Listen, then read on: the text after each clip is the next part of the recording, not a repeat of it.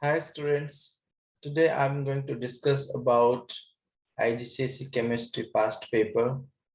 It is, paper 6 alternative to practicals, and in fact it's May June 2018 paper. Okay, so shall you get started? Let me start with question number first. I mean, this is number 1.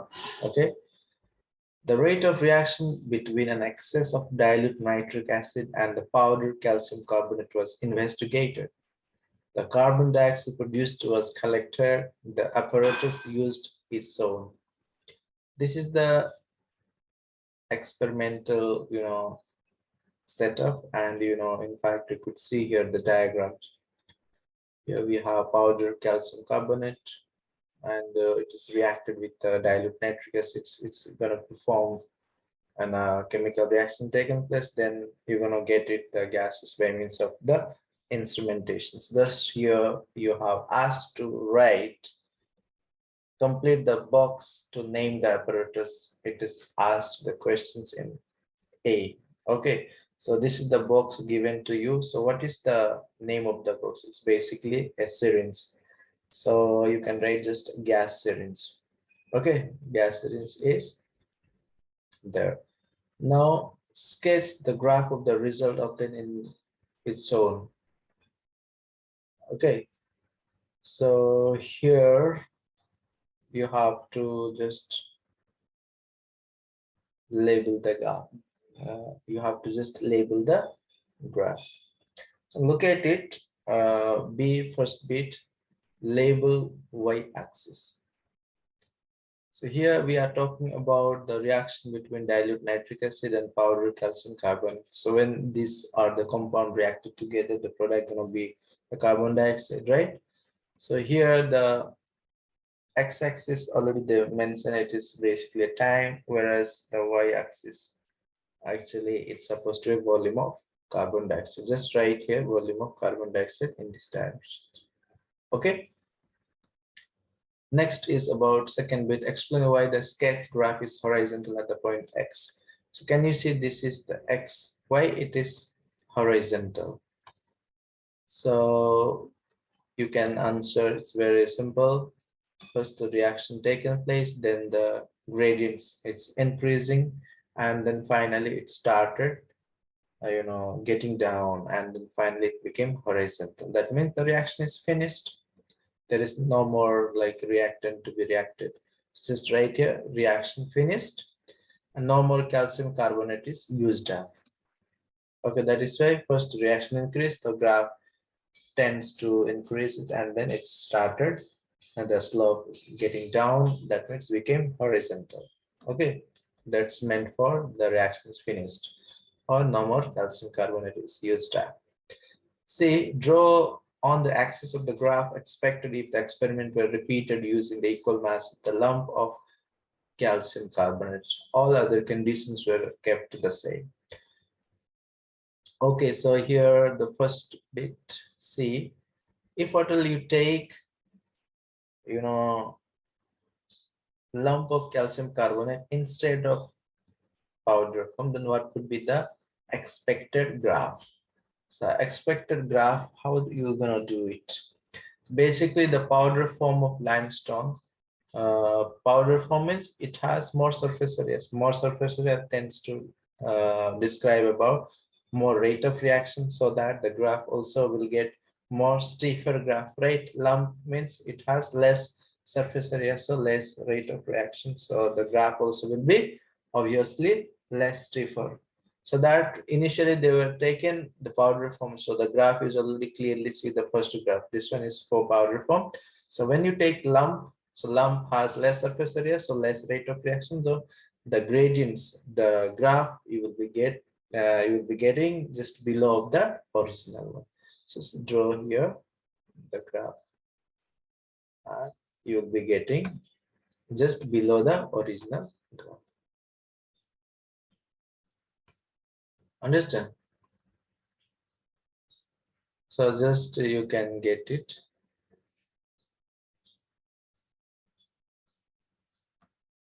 The less stiffer graph somewhere here. Okay, this will the graph for the lump. So you just write here. This is the answer of first C. Okay. Now come to D. Describe the test for carbon dioxide. So what is the test for carbon dioxide? How are you going to identify the presence of carbon dioxide? Basically, we use lime water, or we can say calcium hydroxide, right? So calcium hydroxide or lime water to be used to know the presence of carbon dioxide. So what is the result then? Test is lime water we take. Result will be milky white precipitate. If there is presence of carbon dioxide, then that's going to turns out into white precipitate or milky white precipitate. Second one, a student investigated the temperature changes when two different solids, solid C and solid D, dissolve in water. Two experiments were done. Experiment 1, using measuring cylinder, 40 centimeter cubed of distilled water was poured into the polystyrene cup. The initial temperature of distilled water was measured. Second bit says that 3 grams of solid C was added to the polystyrene cup and the mixture was stirred with the thermometer. The temperature of the solution was measured after 1 minute. The procedure was repeated using 4 grams of solid C, and then it was of course repeated with the 6 grams of solid C. Okay, A. Use the thermometer diagram to record the result in the table and calculate and record the temperature changes in each case, including whether the temperature increased is positive, and if temperature decreased, then you have to just mention negative. Okay, so here we have mass of solid C, Z, and the thermometer diagram is given here. Okay, and initial temperature to be measured for the distilled water in centigrade, thermometer diagram, and the final temperature to be measured here, and then the temperature changed. So it is clearly visualized by you that when 3 grams of solid C has been taken, so here you can see the thermometer diagram. It's like about this much. I mean, it's 21. Here the final temperature of the solutions after 1 minute, so it's going to be 15, 16, 17, 18, so it's 18.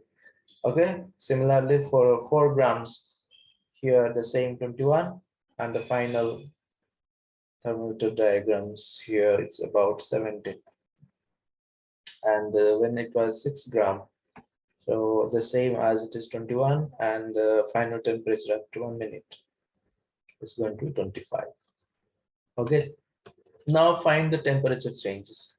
Temperature changes to be found basically by subtracting the final temperature when initial temperature, right? So final temperature was how much?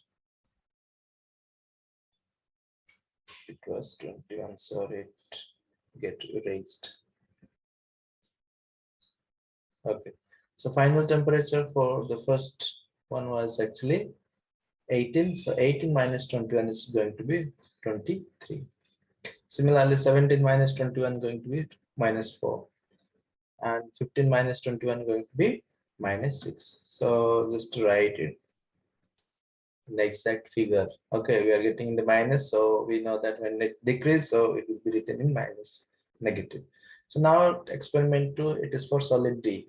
Experiment 1 was repeated by using 3 grams, 4 grams, 6 grams, and 8 grams with solid D. Use the thermometer diagram to record the result in table. Calculate the temperature change in cases. Record the value as well, and then include whether the temperature increase in the terms of positive or in temperature decrease means just you need to write in negative value. So same as it is like first experiment, but it is solid. It's for solid D. Okay, it was conducted with 3, 4, and 6, and 8 grams. Okay, thermometer diagram is clearly seen to you. Your first thermometer diagram is about 22, whereas the thermometer for the final temperature is about here just above 25. In my mind, it is just 26. Similarly, here you could find the second one. Second one is actually here we have 22, whereas the final is 27. And could you say the 6 gram for the solid D? The temperature diagram is 21, right? And then it is final is 27, 29. And when it was 8 gram of solid D, the temperature was 22, final one is 33. So here you are going to find the changes of temperature changes in centigrade. So when you subtract final temperature minus initial, so you're going to get the change. Okay, so 26 minus 22, it will be 4, so you have to write plus 4 because temperature increased. Then 27 minus 22, 5, then 29 minus 21 plus 8, and followed by plus 11 when you subtract 33 and 22. Okay, so now see, plot the result of the experiment 1 and 2 on the grid, and 0.0 point has been plotted for you. Draw two straight line as the best fit. So clearly label your graph. So look at it while you are actually drawing the line. So you're supposed to draw it clearly. Okay. So my diagram was I was trying to draw in my mouse, so it's became like tangential path, or it's like a curved structure. Okay, so please try to do by scale, use the scale and try to do it properly. If not, you're gonna get less marks over here. Okay, first let us do for solid C, I mean first experiment, and then we will do the experiment 2 for solid D. Okay, so here let me show you the first experiment. First experiment here, and we have to take the mass of solid C, right? 3, 4, 6 gram, whereas temperature change is -3, -4, and -6. So just intersect the line. Okay, so 2 gram, 3 gram, and 4 gram. So here going to be 2 gram. So 2 gram means the temperature change was how much? Temperature change was for solid C. Can you see temperature change was when there was 3 gram -3, when 4 gram -4. Okay, fine. So look at temperatures when there was a mass of solid added how much to 3 gram, then the temperature was -3. -3 means just below 0. So here is 0 points. Look at it. When it was 4 grams, then the temperature was -4. When there was 6 gram, this one, then the temperature was -6 somewhere here. Okay, -6. Okay, so just to draw the line of these three, you just take up to here. My line is not proper line, you just draw properly. Okay, now it is done for solid C. Now do for solid D. Second experiment. Second experiment, the mass of solid D was 3, 4, 6, 8. The temperature changes 4, 5, 8, 11. 4, 5, 8, 11. Okay. So here when there was a 3 grams of solid, then the temperature change was how much? Look at it. 3 gram is 4 plus 4. 3 gram is plus 4. So 3 grams plus 4 is about somewhere here. 1, 2, 3, 4 is here, right?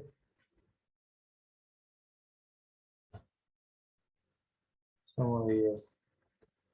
Okay, when it was 3 gram, then the temperature plus 4. When there was 4, then this 5, and then plus 8. And when the mass of solid was 8 gram, then the temperature is about plus how much? The last one is plus 11. Plus 11. So that this will be plus 11. Okay. Now intersect it properly. Okay, this is the intersected line. Just I draw roughly. Okay, you try in proper manner. Now what they ask, this is for solid D. Solid D. Okay. Now look at what they ask. Let us see. Use the graph to estimate the temperature change after 1 minute if 8 gram of solid C were added to the 40 centimeter distilled water. So what could be the temperature change if you 8 gram of, this is the 8 gram of solid added. Okay, what could be the temperature change? That means here we have to take, okay, here we have to take, this is 8 gram line. Okay, so temperature change supposed to be here. This line, your temperature line, you draw it up to here. So you are going to get it's about -8. So temperature will be -8. So here you write it, -8 will be the answers. Then what is the type of changes occur when solid dissolve in the water? So what's change? What do you find it? So the heat lost to the surroundings because temperature increase, right? Temperature is increase. So temperature increase means heat is lost to the surroundings. Why here temperature changes are 4, 5 plus 8 and 11. That means temperature is and increase, and moreover look at it, the graph is actually here for the solidity is actually 5. Okay, here. So that we can write the heat lost to the surroundings, or this is going to be the exothermic reaction. Now F suggests the temperature of solution containing 8 gram of solid D if solution were left for 2 hours. Explain your answers. So basically, if you just keep outside normally for a few hours, then what happens? It will be equal to the room temperature. Okay, so it's same like a room temperature. Now come to G. How would the temperature changes measure after 1 minute differ if experiment were repeated using 80 centimeter cubed instead of 40 centimeter distilled water in each case? Just let me add my charger.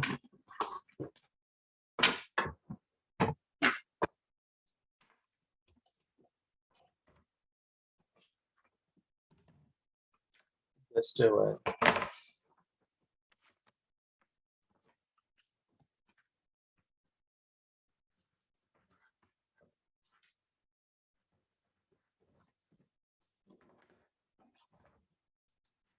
Okay, so this question is about how would the temperature changes measure after 1 minute differ if the experiment were repeated using 40 centimeter cubed instead of 80 cent. How would the temperature changes measure after 1 minute differ if experiment were repeated using 80 centimeter cubed instead of 40 centimeter of distilled water in each case?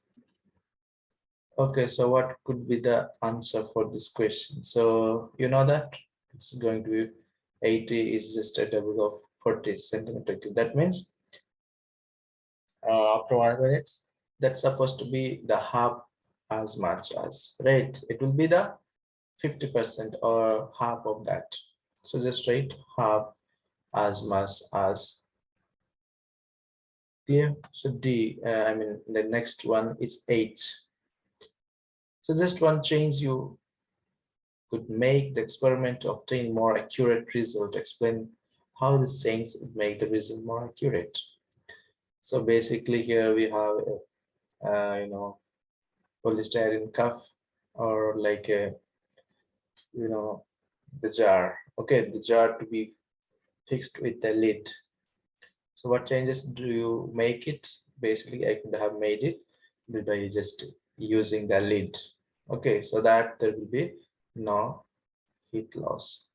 So explanation is lid can reduce the heat losses. Okay, that is why there might be a proper changes. We can measure the accurate values. So just how the reliability of result could be checked.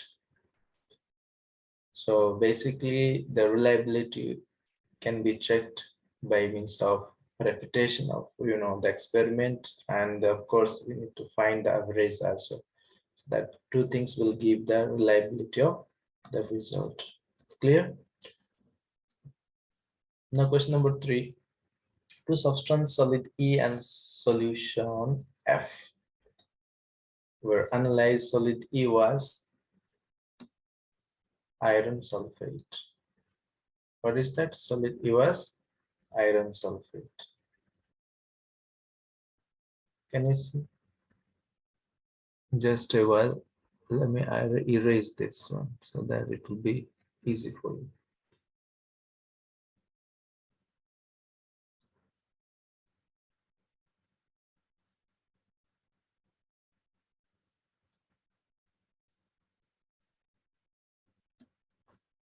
Okay, fine. Now, this is the test on solid E. Complete the expected observations. A, describe the appearance of solid E. So they were talking what solid E and solution F were analyzed. Solid E was iron sulfate. Iron sulfate means Fe2. Okay, they're talking Fe2 iron is present. Okay, so iron 2 plus is present. So you know the color of iron 2 is a green color. So that's just right here, it's going to be the green crystal. Okay, appearance of the solid E will be green color. Okay, so solid E was added to the distilled water in test tube. The test tube was shaken to the dissolved solid E and then form solution E. Solution E was divided into 4 equal portions into 4 test tubes. B, dilute nitric acid and aqueous low nitrate were added to the first portion of the solution E. What is the observations? Observation you can see. Okay, so when they asked you about observations, you just have to see whether there is effervescence, I mean the bubbling or fizzing, or there will be no chemical reactions, or any colors, you just any color changes you have seen, just you need to write it. So in this case, what happens, acid, nitric acid and silver nitrate actually were added to the solution E. That means here we have only iron sulfate, right? So basically nitric acid and silver nitrate we use for the detection or for test of halides. Okay, halide means Cl chloride, bromide, and iodide.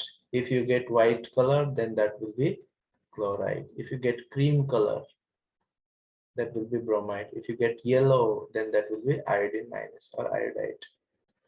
Okay, so for the test of halide ion, we use nitric acid and silver nitrate. So that is why the observation will be no changes or no reaction takes place, because we know that there will be iron sulfates. So there is no any halide ions, right? So see, dilute nitric acid and aqueous barium nitrates were added to the second portion of the solution E. Observations. What observation do you get? So basically, we add this barium nitrate and nitric acid, so we will be getting barium sulfate. So barium sulfate actually actually this is the color is white precipitate. Okay, we use for the test of sulfate ion this compounds, understand? So barium sulfate is formed, right? When you add this, so barium sulfate color is white precipitate. So remember that. D, an excess of aqueous sodium hydroxide was added to the third portion of the solution E. When you add few drops, of course, there will be iron 2 plus ion, so it will become green.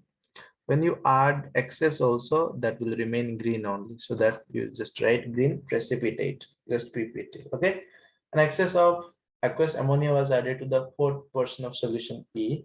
Then observation, the same, if you add ammonia as well, we'll get green precipitate, because in fact for the test of cation we are use sodium hydroxide as well as ammonia for the detection or the test for cation, understand? So there will be same observation, like it will be green precipitate after addition of excess of.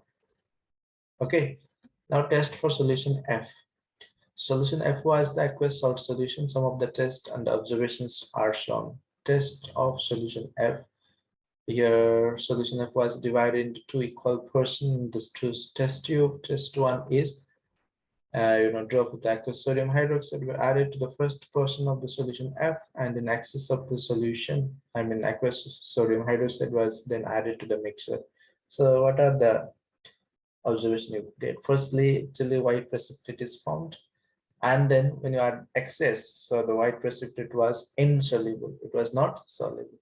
That means while I was teaching about the test of cation, you could see there will be the color of calcium and zinc and aluminum especially. Okay, so these are going to be produced, white precipitates. Basically, calcium will dissolve, will not dissolve, it will be insoluble in excess, but zinc will soluble in the excess, though they will be having same color, right? So that is why here you could find there will be calcium 2 plus ion. It will be insoluble in the excess, though it's a white color. Okay, so test 2, an excess of this aqueous ammonia was added to the second portion of the solution F, no precipitate form. Now F, what conclusion can you draw about the cation present in the solution? So what the calcium ion is produced? Okay, calcium ion is present here. So just write calcium 2 plus or calcium ion, calcium ion. Clear? Now this is going to be the last question, I guess. Right? Number 4. The aqueous solution of barium hydroxide are alkaline. Plan an investigation to find the concentration of aqueous solution of barium hydroxide. You're provided with an aqueous solution of barium hydroxide and dilute hydrochloric acid of the known concentration and common laboratory apparatus. Clear? So this question seems to be like, acid-base reaction, neutralization reactions, because here they are talking about alkaline. Okay, what barium hydroxide and dilute hydrochloric acid. That means it is an acid, and where this is alkaline. When acid and alkaline react together, we're gonna make it salt and water, right? So here the hydrochloric acid is a non-concentration is given. This we're gonna do the titration. So basically, unknown volume or unknown concentration to be found out by means of titration. It's a very simple way, right? How we do titrations. So we need to have a burette, pipette, and of course conical flask. Then we need to have an indicator so that we get the changes of color. So we'll find the endpoints, and finally the salt solution will be produced after titrations, right? The simple way to make it. So how you're gonna do it? So it's basically plan an investigation questions. The last one. So it's going to be say 6 marks. So I recommend you to, write appropriately. It's about 7 to 8 points. Then you will get the good marks or full marks. Okay. So as you came to know that it's going to be a titration. So what you have to have, you need to have a burette. Okay, you need to have a pipette so that we can measure the volume, and then just we have to pour there in the conical flask, and of course indicator too. So how to write this type of questions? Let's see.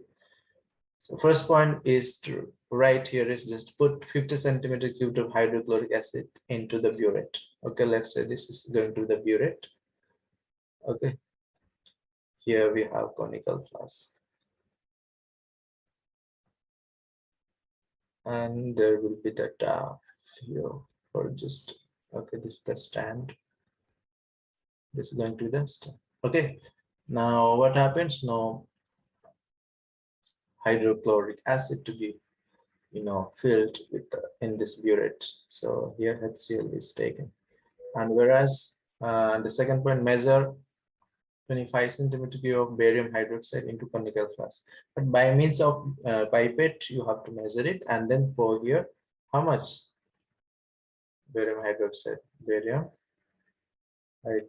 It's alkali. Okay, so how much? 25 centimeter cubed. Then third step is add methyl orange. So you have to add indicator. Okay, so methyl orange indicators into the flask. Then add acid slowly until the color changes from yellow to red. So now this tap to be opened up so that you have to mix up the hydrochloric acid to the barium hydroxide so that you will find there is a endpoint. So without indicators, we're not going to find it the endpoints. Okay, make sure. So that is why we need to add indicators. So here we have taken methyl orange as an indicator. So methyl orange is actually, red in the acid and yellow color in the base. So that barium hydroxide is a, base. So that firstly the color will be seen to you like a yellow. So now mix up the hydrochloric acid until you get red color.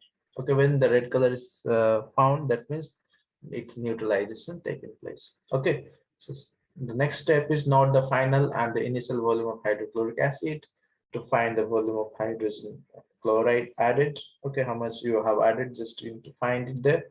Then the next step is to calculate the number of moles of hydrochloric acid used by using the formula. Which formula to be used?